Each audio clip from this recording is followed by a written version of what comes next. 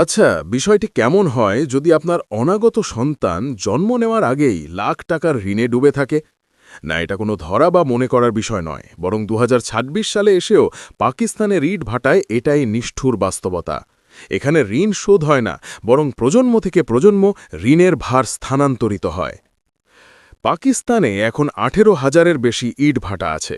প্রতি বছর ৪৫ বিলিয়ন ইট উৎপাদন হয়। এই ভাটাগুলোতে কাজ করে লক্ষ লক্ষ পরিবার, কিন্তু কাজ করতে আসে কিভাবে? মালিক প্রথমে একটা টাকা দেয়, যেটাকে বলে পেশগি মানে অগ্রিম, যার পরিমাণ ৫০,০০০ বা ১ লাখ। গরিব মানুষ বাধ্য হয়ে নেয়, ভাবে কাজ করে শোধ করবে, কিন্তু মজুরি এত কম যে সুদই শোধ হয় না। এখানে ছোট্ট শিশুরাও শ্রমের অংশীদার, কারণ মজুরি দেওয়া হয় ইটের সংখ্যার ওপর। ১,০০০ ইট বানালে জোটে মাত্র ৮০০ থেকে ১,০০০ পাকিস্তানি রুপি, যা প্রায় $৪-৫। এই সামান্য আয়ে সংসার চলে না, তাই পুরো পরিবারকে খাটতে হয় সংসার আর ঋণ পরিশোধের তাগিদে।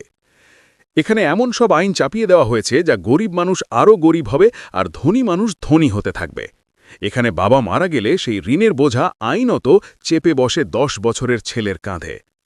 আর এভাবেই বংশ পরম্পরায় তাদের ঋণ, নির্যাতন, নিপীড়ন চলতে থাকে।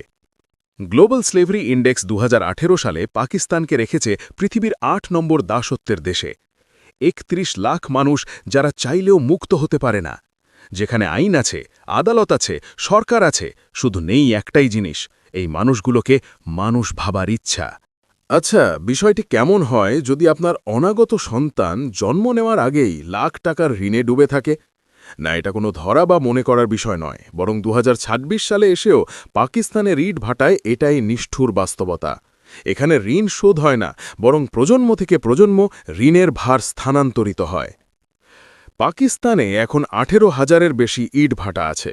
প্রতি বছর ৪৫ বিলিয়ন ইট উৎপাদন হয়। এই ভাটাগুলোতে কাজ করে লক্ষ লক্ষ পরিবার, কিন্তু কাজ করতে আসে কিভাবে? মালিক প্রথমে একটা টাকা দেয়, যেটাকে বলে পেশগি মানে অগ্রিম, যার পরিমাণ ৫০,০০০ বা ১ লাখ। গরিব মানুষ বাধ্য হয়ে নেয়, ভাবে কাজ করে শোধ করবে, কিন্তু মজুরি এত কম যে সুদই শোধ হয় না। এখানে ছোট্ট শিশুরাও শ্রমের অংশীদার, কারণ মজুরি দেওয়া হয় ইটের সংখ্যার ওপর। ১,০০০ ইট বানালে জোটে মাত্র ৮০০ থেকে ১,০০০ পাকিস্তানি রুপি, যা প্রায় $৪-৫। এই সামান্য আয়ে সংসার চলে না, তাই পুরো পরিবারকে খাটতে হয় সংসার আর ঋণ পরিশোধের তাগিদে। এখানে এমন সব আইন চাপিয়ে দেওয়া হয়েছে যা গরিব মানুষ আরও গরিব হবে আর ধনী মানুষ ধনী হতে থাকবে। এখানে বাবা মারা গেলে সেই ঋণের বোঝা আইনত চেপে বসে ১০ বছরের ছেলের কাঁধে। আর এভাবেই বংশ পরম্পরায় তাদের ঋণ, নির্যাতন,